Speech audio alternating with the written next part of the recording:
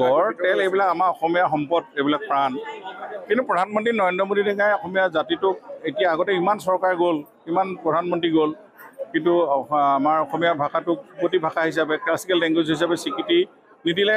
সকলো criteria fulfil হৈ থকা পাছতো এতিয়া আমাৰ মুখ্যমন্ত্ৰী ডক্টৰ হিমন্ত বিশ্ব শৰ্মাৰ আহ্বানত বা অনুৰোধত, প্ৰস্তাৱত আজি কেন্দ্ৰীয় চৰকাৰৰ প্ৰধানমন্ত্ৰী নৰেন্দ্ৰ মোদী ডাঙৰীয়াই আন্তৰিকতাই গ্ৰহণ কৰিছে আৰু স্বীকৃতি দিছে। এইটো আমাৰ কাৰণে গৌৰৱেই। গতিকে তেখেতৰ মন্তব্যটো তেখেতৰ ব্যক্তিগতভাৱে তেখেতে মন্তব্য আগবঢ়াইছে। মই বৰ ভালকৈ তেওঁৰ মন্তব্যটো শুনা নাই কি কৈছে, কিন্তু তেওঁ যি গড়টো আমাৰ অসমীয়া সম্পদ হয়। তেলটো আমাৰ ইয়াত অসমত উৎপাদন হৈছে। তেলে আমি ৰাজহ পাই আছোঁ, আমি ৰেভিনিউ পাই আছোঁ। আমাৰ অসমো চলিছে, ভাৰতবৰ্ষলৈ এইটো কেন্দ্ৰীয় চৰকাৰৰ সম্পদ আছে। আমি গড়টো আছে আমাৰ গড়টো আমাৰ ৰাষ্ট্ৰীয় সম্পদ হয়। গতিকে ঠিকে কৈছে তেখেতে এইবিলাক কথা। কিন্তু বাকী এই ভাষাটোৰ ক্ষেত্ৰত তেওঁ যিটো কথা কৈছে, ভাষাটোৰ ক্ষেত্ৰত আজি যে আগতীয়াকৈ কোনো চৰকাৰে স্বীকৃতি দিয়া নাছিল, কিন্তু বৰ্তমান নৰেন্দ্ৰ মোদী ডাঙৰীয়াই এইটো স্বীকৃতি দিছে। কিন্তু তেওঁ খুবত কৈছে যে আগতীয়াকৈ দিব লাগিছে স্বীকৃতিটো, আৰু আগত হোৱা হ'লে ভাল হৈছিলে। কিন্তু তেখেতে আপেক্ষাই সেইটোৱে ক'ব গৈছে। গড় তেল এইবিলাক আমাৰ অসমীয়া সম্পদ, এইবিলাক প্ৰাণ। কিন্তু প্ৰধানমন্ত্ৰী নৰেন্দ্ৰ মোদী ডাঙৰীয়াই অসমীয়া জাতিটোক এতিয়া আগতে ইমান চৰকাৰ গ'ল, ইমান প্ৰধানমন্ত্ৰী গ'ল, কিন্তু আমাৰ অসমীয়া ভাষাটোক প্ৰতি ভাষা হিচাপে, ক্লাছিকেল লেংগুৱেজ হিচাপে স্বীকৃতি নিদিলে।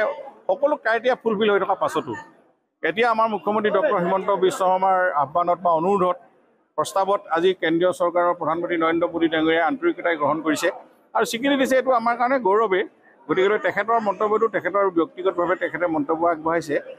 মই বৰ ভালকৈ তেওঁৰ মন্তব্যটো শুনা নাই কি কৈছে, কিন্তু তেওঁ যি গড়টো আমাৰ অসমীয়া সম্পদ হয়। তেলটো আমাৰ ইয়াত অসমত উৎপাদন হৈছে। তেলে আমি ৰাজহ পাই আছোঁ, আমি ৰেভিনিউ পাই আছোঁ। আমাৰ অসমো চলিছে, ভাৰতবৰ্ষলৈ এইটো কেন্দ্ৰীয় চৰকাৰৰ সম্পদ আছে।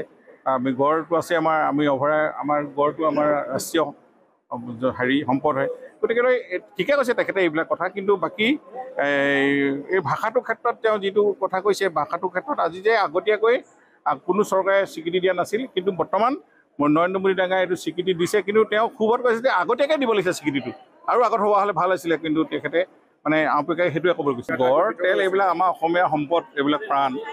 কিন্তু প্ৰধানমন্ত্ৰী নৰেন্দ্ৰ মোদী ডাঙৰীয়াই অসমীয়া জাতিটোক এতিয়া আগতে ইমান চৰকাৰ গ'ল, ইমান প্ৰধানমন্ত্ৰী গ'ল, কিন্তু আমাৰ অসমীয়া ভাষাটোক প্ৰতি ভাষা হিচাপে, ক্লাছিকেল লেংগুৱেজ হিচাপে স্বীকৃতি নিদিলে।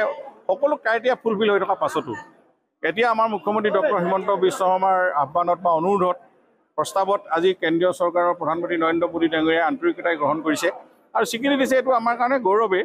গতিকে তেখেতৰ মন্তব্যটো তেখেতৰ ব্যক্তিগতভাৱে তেখেতে মন্তব্য আগবঢ়াইছে।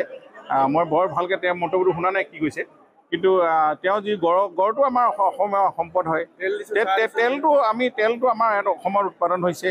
তেলে আমি ৰাজহ পাই আছোঁ, আমি ৰেভিনিউ পাই আছোঁ। আমাৰ অসমো চলিছে, ভাৰতবৰ্ষলৈ এইটো কেন্দ্ৰীয় চৰকাৰৰ সম্পদ আছে। আমি গড়টো আছে আমাৰ গড়টো আমাৰ ৰাষ্ট্ৰীয় সম্পদ হয়।